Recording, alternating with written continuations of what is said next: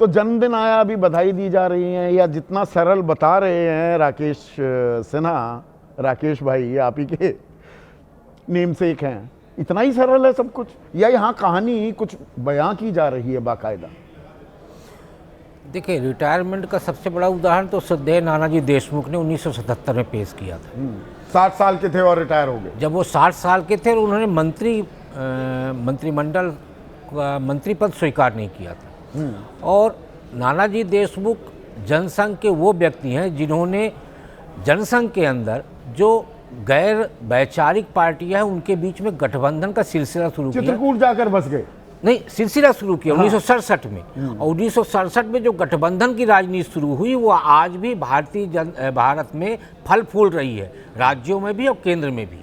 तो नानाजी देशमुख ने 60 साल की आयु में अपने आप को राजनीति से अलग किया और सामाजिक कार्य से जुड़ गए। एक छोटा सा प्रसंग कोई सुना रहा था, उन्होंने बताया कि जब 60 साल की आयु में वो रिटायर हुए तो लखनऊ में लाल कृष्ण आडवाणी जी से उन्होंने मजाकिया लहजे में कहा कि लाल जी, 60 साल में व्यक्ति को राजनीति से अलग हो जाना चाहिए और नई पीढ़ी को आगे आने देना चाहिए था। और कहते हैं कि उसके बाद लाल कृष्ण आडवाणी जी कई साल तक उनसे नाराज रहे इस बात को लेकर और बातचीत भी बंद रही। रिटायरमेंट की जहाँ तक बात है तो ये सही है कि भारतीय जनता पार्टी के संविधान में इसकी वो नहीं है कि भारतीय जनता पार्टी के संविधान में उल्लेखित है कि 75 साल में रिटायर हो जाना चाहिए। लेकिन भारतीय जनता पार्टी हो गया था ना? लेकिन भारतीय जनता पार्टी के संविधान की धारा 10 में ये जरूर उल्लेखित है कि राष्ट्रीय परिषद, राष्ट्रीय कार्यकारिणी 3 साल बाद स्वतः भंग हो जाएगी। ये धारा 10 में है। धारा 21 में उल्लेख है कि भारतीय जनता पार्टी का जो राष्ट्रीय अध्यक्ष है वो 3 साल के बाद पुनः चुना जाएगा।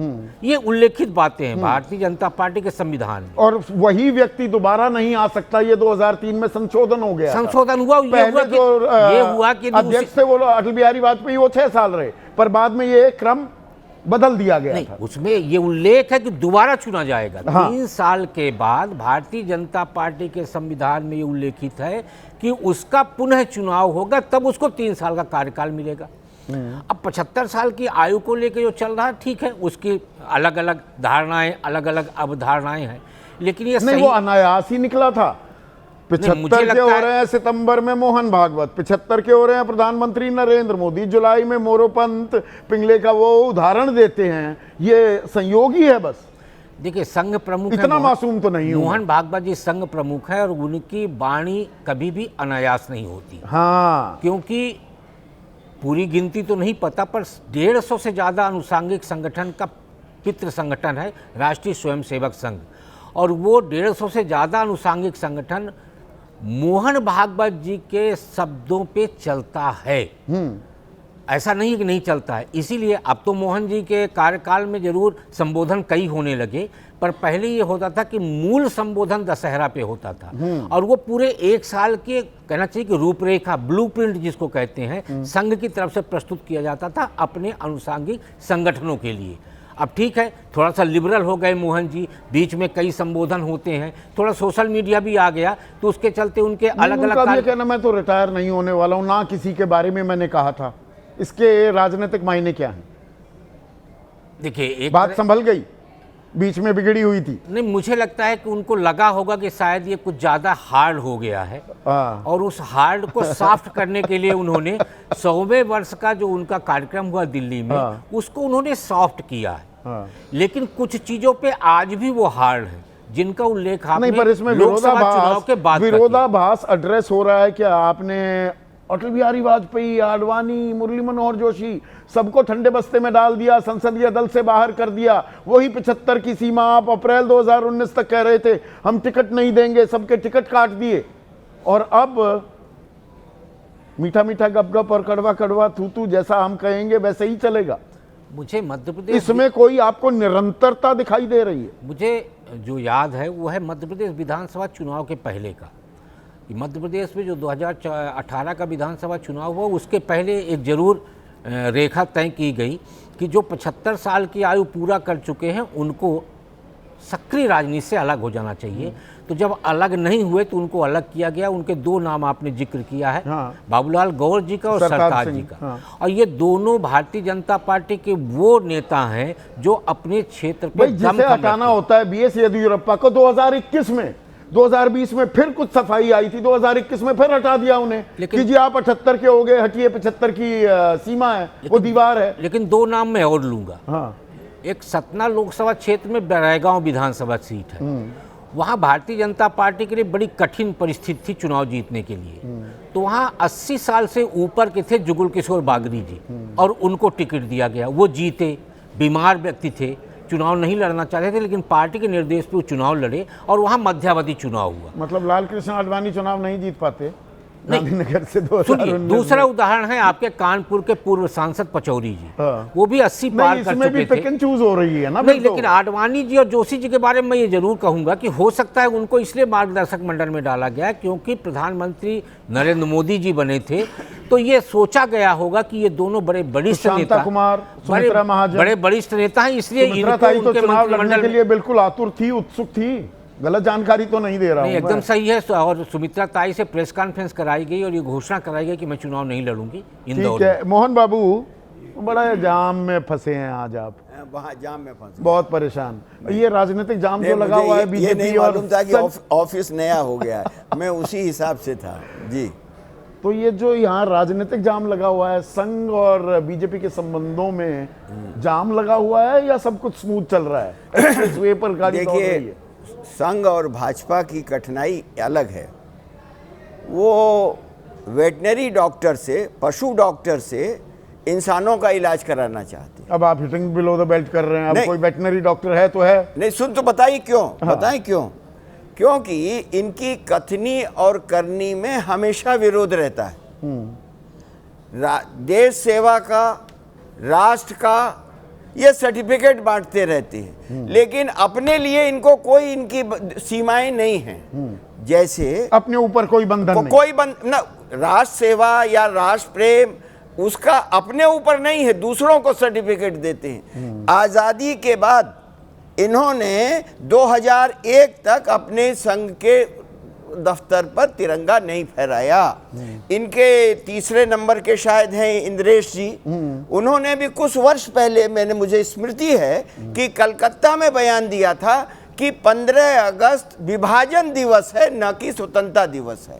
और अब चूंकि उसको वो अच्छा, अब मुझे आपको भी देखा होगा सोशल मीडिया पर ब्रिटिश गवर्नमेंट का, अंग्रेज सरकार का आ रहा है इनके लिए एक प्रमाण पत्र।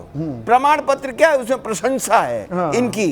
तो आजादी की लड़ाई में जब हिंदुस्तान, आजादी की लड़ाई में जब देश प्रेम का मौका था तब ये अंग्रेज के साथ थे, और आज जब आजाद हुआ तो ये कहे कि आजादी ठीक नहीं है। ये बातें आप कई बार बता चुके हैं, पर इसमें देखिए अध्यक्ष पद उनका तो पौने 6 साल हुआ है। परिप्रेक्ष्य में 1998 में सोनिया गांधी अध्यक्ष बनी, कब तक बनी रही? 18 साल, 19 साल। हमारे यहाँ ये बंधन नहीं है। जो 75 की उम्र की सीमा कर रहे हैं आडवाणी के लिए, आडवाणी जी के लिए और उनके मुरली मनोहर जोशी के लिए, वो फिर दूसरे पर क्यों नहीं लागू होगी?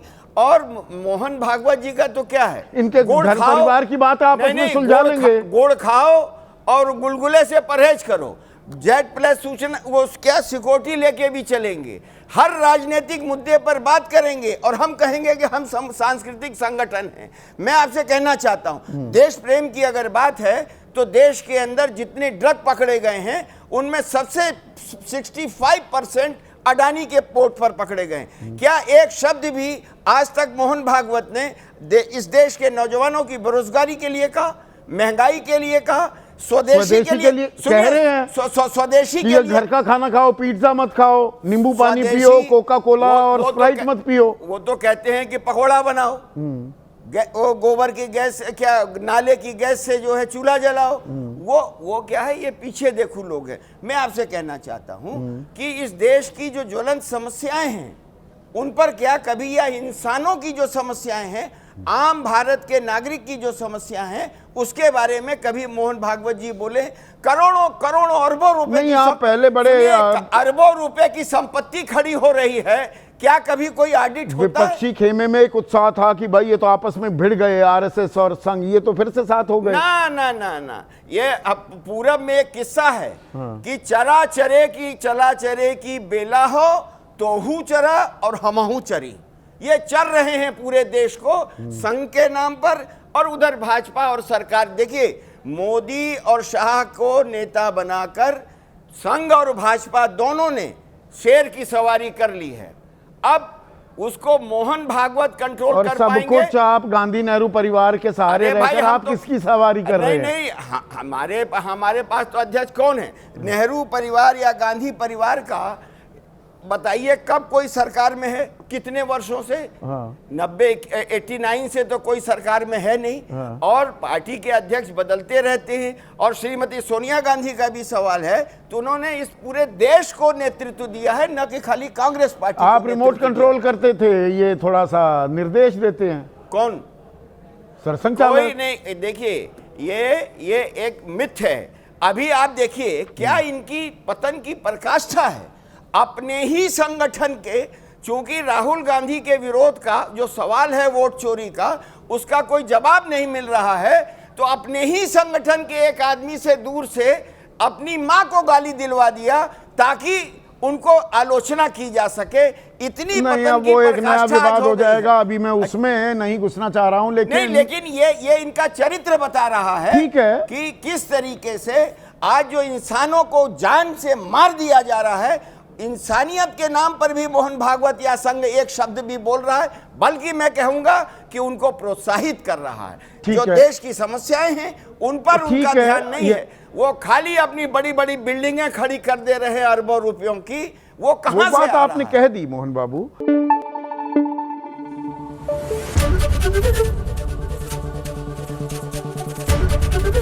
एबीपी न्यूज आपको रखे आगे।